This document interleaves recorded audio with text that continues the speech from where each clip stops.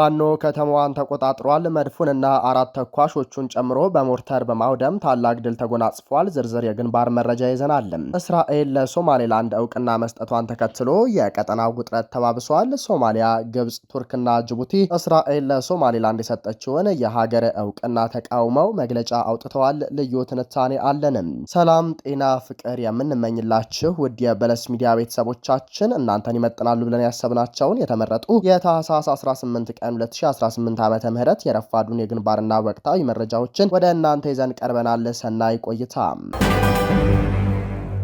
በአማራ ምድር ያለው ችግር አፍ አውጥቶ እየተናገረ ነው። ሰዎች በሰላም መግባት መውጣት አይችሉም። ስራ ሰርተው መለወጥ አይችሉም ብቻ ሳይሆን የሚሰራም የለም። የኑሮ ውድነቱ እንደ ሀገር ቢሆንም በአማራ ሕዝብ ላይ ግን እጅግ የጸና ሆኗል። ገንዘብ የለም። አገዛዙ ህፃናትንና እናቶችን ይደፍራል፣ ወጣቶችን ያስራል፣ ይረሽናል፣ ወደ ውትድርና ያፍሳል። ተቋማት ወድመዋል፣ ትምህርት ቤቶችን ፈርሰዋል። በማያቋርጠው ጦርነት ትምህርት ቤቶች ተዘግተው ህፃናትን ጨምሮ የተሻለ ኑሮ ፍለጋ የአማራ ክልልን ለቆ ወደ ስደትና ወደ ተለያዩ አካባቢዎች የሚፈልሰው የክልል ተወላጅ መጠን እጅግ አስደንጋጭ ነው። በአማራ ክልል ባለፉት 5 ወራት ወደ ትምህርት ገበታቸው የተመለሱ የሁለተኛ ደረጃ ተማሪዎች 36 በመቶ ብቻ መሆናቸውን የክልሉ ትምህርት ቢሮ ተናግሯል። የምክር ቤቱ አባላት ለተማሪዎቹ በትምህርት ገበታ አለመገኘት፣ ጦርነቱን፣ ስደት፣ የቀን ስራ፣ በትምህርት ተስፋ መቁረጥ ጨምሮ የተለያዩ ምክንያቶችን ዘርዝረዋል።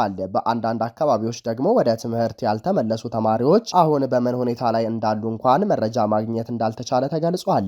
አንድ የምክር ቤት አባል የትምህርት መስኩ ችግር ውስጥ መሆኑን ጠቁመው በተለያዩ አካባቢዎች ከተማሪዎች ወላጆች እንኳን ልጆች የት እንዳሉ እንኳን መረጃ ማግኘት እንዳልተቻለ ተናግረዋል።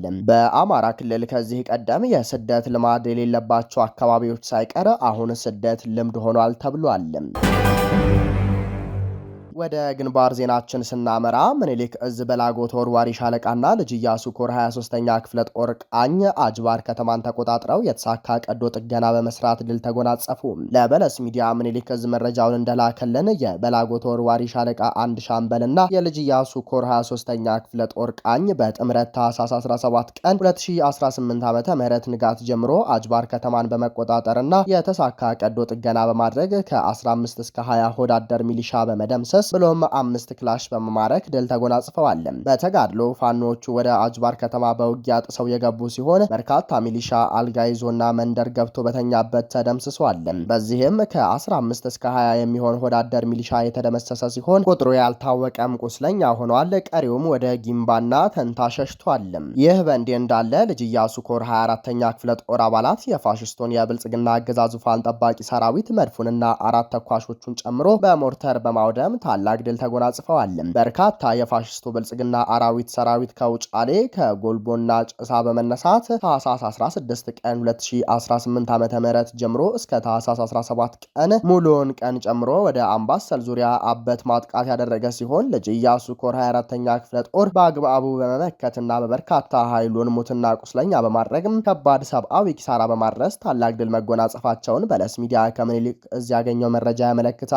ልጅ ኢያሱ ኮር 24ኛ ክፍለ ጦር በተጋድሎ መካናይዝዳቸውን በመጠቀምና ሞርተር በማስወንጨፍ ውጫሌ ላይ ልዩ ስሙ ደንካ የተባለ ቦታ ላይ የነበረ የጠላት መድፍ ኢላማውን ጠብቀው በማውደምና አራት ተኳሾችን ጨምሮ በመደምሰስ ታላቅ ድል ተጎናጽፈዋል ሲል እዙ ጨምሮ ገልጿል።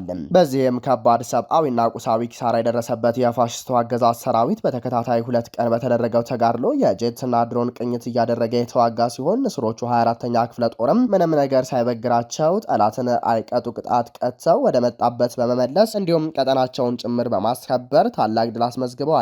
ከባድ ሰብአዊና ቁሳዊ ኪሳራ ደርሶበት ሽንፈትን የተከናነበው ፋሽስቱ አገዛዝም እንደተለመደው የበቀል አፈሙዙን ወዳልታጠቁ አማራዎች በማዞር ከባድ መሳሪያውን ሲያስወነጭፍ ውሎ በሰው ህይወትና እንስሳቶች ላይ ጉዳት ያደረሰ ሲሆን ቤትና ንብረትም አውድሟል ነው ያለው ምኒልክ እዝ ምስራቅ አማራ ቀጠና።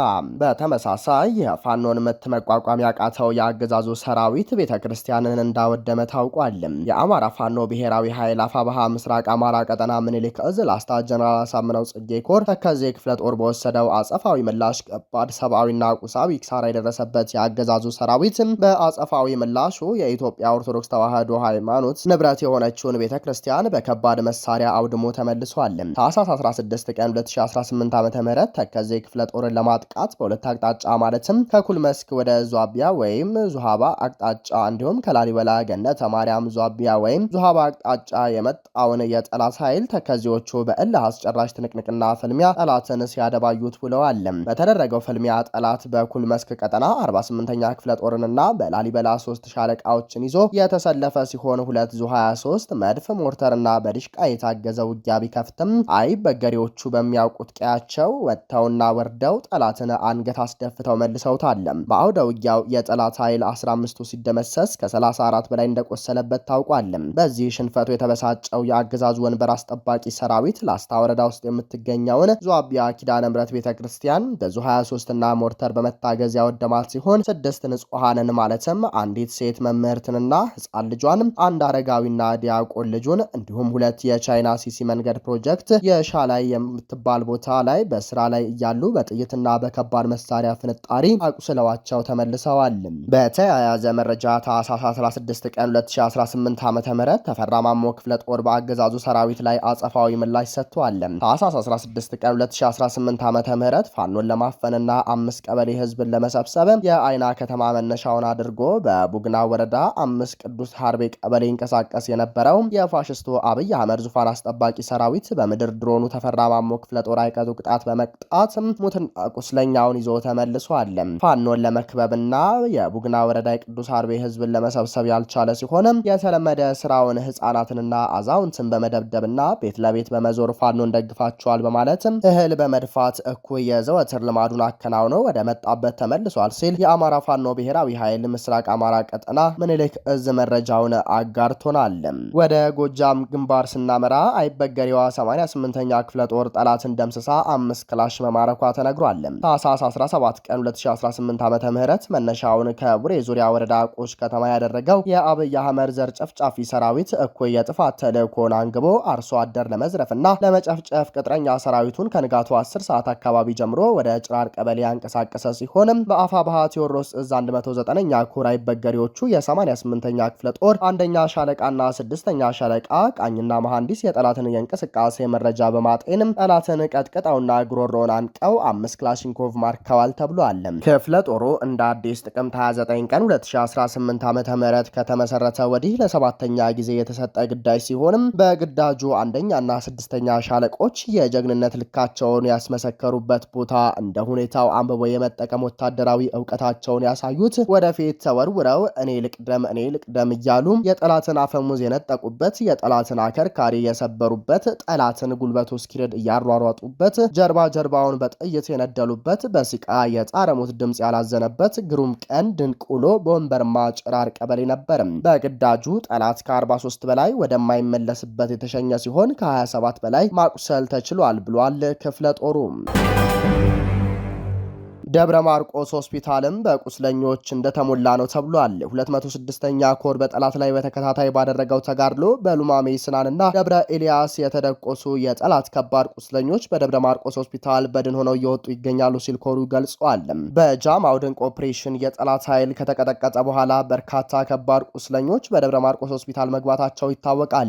ይሁን እንጂ እስካሁን የሚሞቱት ቁጥር እየጨመረ ሲሆን ኢንስፔክተር መሐሪ መልአክ ቡድን ሆኖ በቆይ ከተማ ሲቀበር ኢንስፔክተር በአምላክ ወደ አዲስ አበባ ተጉዞ ጥቁር አንበሳ ሆስፒታል መድረሱ ተረጋግጧል።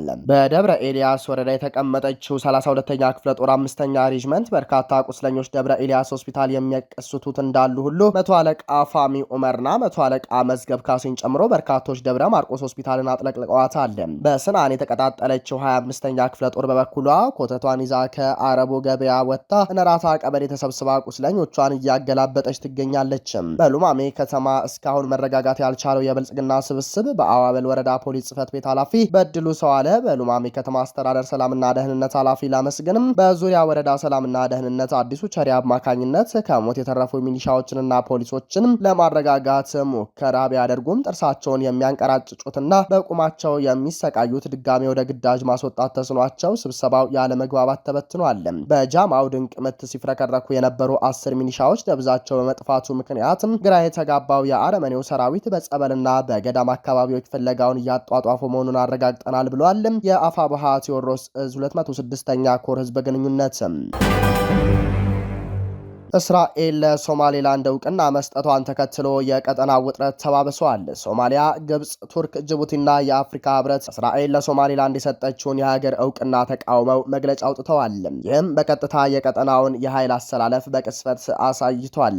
ግብጽ የኤርትራና የጅቡቲን ወደቦች ለማልማት ስምምነት ማድረጓ ይፋ በተደረገ ማግስት እስራኤል በጠቅላይ ሚኒስትሯ በኩል ለሶማሌላንድ የሉዓላዊ ሀገር ሙሉ እውቅና ትናንትና አርብ ሰጥታለች። ኢትዮጵያ ግብጽ ከኤርትራና ከጅቡቲ ጋር ያደረገችውን የወደብ ስምምነት ተከትሎ የጅቡቲን አምባሳደር ጠርታ ማነጋገሯ ቢገለጽም በስምምነቱ ዙሪያ በቀጥታ ተጽዕኖ ማሳረፍ የሚያስችል አቅም ግን ሊኖራት አይችልም። ምክንያቱም የኤርትራ ጋር ማዶ ለማዶ በቃላት ከመወራወር የዘለለ እጅ መምጠምዘዝ የሚያስችል ሁለንተናዊ ግንኙነት የሌላቸው በመሆኑ ሲሆን ከጅቡቲ ጋር ደግሞ የወደብና የንግድ ጥገኛ መሆኗ እንደ ልብ አያናግራትም። ነገር ግን እስራኤል ለሶማሌላንድ የሰጠችውን የሀገርነት እውቅናን ተከትሎ በቱርክ ሸምጋይነት ኢትዮጵያና ሶማሊያ በአንካራ ስምምነት የዘጉት ለወራት የዘለቀ ውዝግብና ዲፕሎማሲያዊ ጦርነት ዳግም የሚቀሰቀስበት በር የተከፈተ ይመስላል። እጅግ የበርካታ ኃይሎች ፍላጎት የሚርመሰመሱበት ተለዋዋጩ የምስራቅ አፍሪካ ፖለቲካ ውስጥ ግብጽና እስራኤል ከጀርባቸው የሚያሰልፏቸውን ሀገራት ይዘው ፍጥጫ ውስጥ የመግባታቸው ነገር እውን እየሆነ ይመስላል። ኢትዮጵያ እስራኤልን ተጠቅማ በምስራቅ አፍሪካ በረጅሙ ዘልቆ የገባውን የግብጽ እጅ ለማሳጠርና ተጽዕኖዋን ለመቀነስ ቋሚ ባላንጣዎችን ግብጽንም በቀጥታ ይሁን በተዘዋዋሪ በጦርነቱ አሸናፊ ሆና ጥቅሟን ለማስጠበቅ ብሎም ጫናዋን ለማበርታት የሞት ሽረት ትንቅንቅ የምታደርግበት ቀጠና መሆኑ ተገማጅነቱ የጎላ መጥቷል። የኢትዮጵያ ወደብ የማግኘት አጀንዳ ተመልሶ ወደ ሶማሌላንድ ከሄደ የአንካራው ስምምነት የሚፈርስ በመሆኑ ለአብይ አገዛዝ ዋነኛ የድሮንና ወታደራዊ ሎጂስቲክ አቅራቢ ከሆነችዋ ቱርክ ጋር መቃቃር ከመፍጠሩን ባሻገር ሶማሊያ የግብፅን እርዳታ ተጠቅማ ወደ ግልጽ ጦርነት መግባቷ ሳይታለም የተፈታ ነው። በዚህ ሂደት ከዚህ ቀደም ከሶማሌላንድ ጋር የተደረገውን ስምምነት ተከትሎ ኢትዮጵያ የሶማሊያ ሉዓላዊነትና የግዛት አንድነት ታክብር ለማለት ማንም ያልቀደመው የአረብ ሊግ አሁን ደግሞ የእስራኤልን ወደ ቀጠናው መግባት ተከትሎ ሊይዝ የሚችለው የኃይል አሰላለፍም ከወዲሁ ተገማች ነው። ብቻ የቀጠናው እጅግ ፈጣንና ተለዋዋጩ ጂኦፖለቲካዊ የኃይል አሰላለፍ ብሎም የፍላጎቶች መተረማመስ ዘላቂ ሰላምና መረጋጋትን በርቀት የሚያስናፍቅ እየሆነ ይገኛል። እስራኤል ለሶማሌላንድ ይፋዊ እውቅና የመስጠቷን ውሳኔ በምስራቅ አፍሪካ ፖለቲካና በመካከለኛው ምስራቅ ውስጥ ትልቅ ለውጥ የሚፈጥር ሌላ አዲስ ክስተት ነው። እስራኤል ሶማሌላንድን እውቅና መስጠቷ በምላሹ ወታደራዊ ቤዝንና የባህር ጦር ሰፈር ለማግኘት የሚያስችላት ሲሆን ይህም ከሁቲዎችና ከኢራን ጋር ያላት ሽኩቻ በቀጠናው የበላይነት ማግኘትን የሚያስችላት ሲሆን በምላሹ ሶማሌላንድ ጋዛውያንን የመቀበል ግዴታ የሚጥልባት ይመስላል። ውሳኔው ሶማሊያን፣ ግብፅን፣ ተርኪንና አብዛኛውን የአረብ ሊግ ሀገራትን የሚያስከፋ ሲሆን ለሶማሌላንድ ምናልባት ደግሞ ለኢትዮጵያና አረብ ኤሚሬትያን የሚያስደስት ይመስላል። ኢትዮጵያ ከሶማሌላንድ ጋር የተፈራረመችው የመግባቢያ ስምምነት ዓለም አቀፍ ድጋፍ እንዲያገኝም በር ሊከፍት ይችላል። ይህ ለኢትዮጵያ የባህር በር ፍላጎት እንደ መልካም አጋጣሚ ቢታይም በሌላ መልኩ ግን አካባቢውን የታላላቅና የመካከለኛ ኃይሎች መራኮቻና የጦር ቀጠና ሊያደርገው የሚችልበት ከፍተኛ ስጋት አለ። በሌላ በኩል ይህ ውሳኔ በግብጽና በሶማሊያ መካከል ያለውን ጥምረት የበለጠ ያጠናክረዋል። ኢትዮጵያ በዚህ ውጥረት ውስጥ የጂኦፖለቲካዊ ፍጥጫ ማዕከል እየሆነች መምጣቱ አይቀርም። ኢትዮጵያ ከጎረቤት ሀገራት ጋር ያላትን ግንኙነት በጥንቃቄና በብልሃት መመርመር ካልጀመረች አገሪቱ በጠላቶቿ የመከበቡ አደጋ ስጋት ሊሆንባት ይችላል።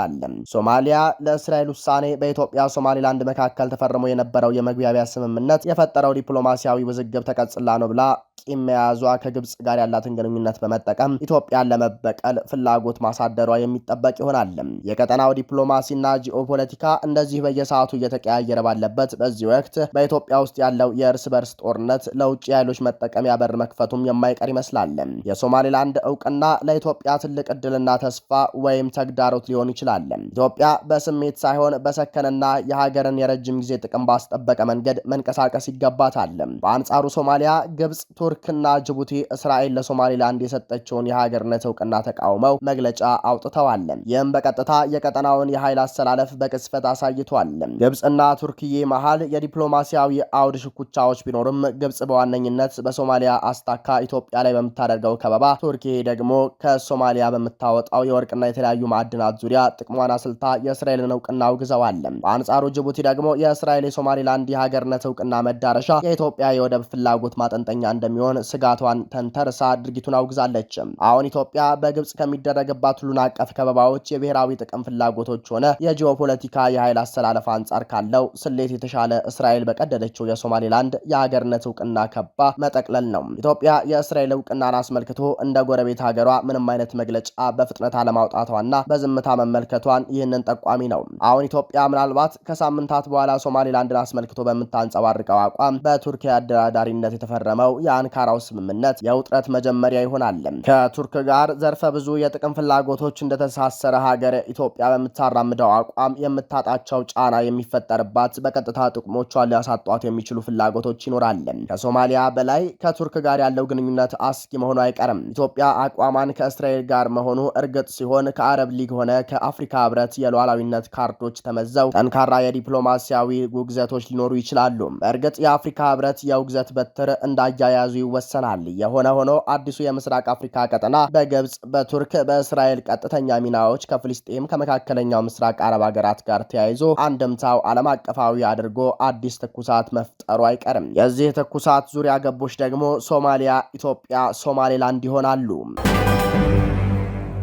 ክቡራንና ክቡራት አድማጭ ተመልካቾቻችን ለሰዓቱ የነበረን የዜናና የመረጃ ስርጭታችን ይህንን ይመስላል። ጤና ይስጥልን።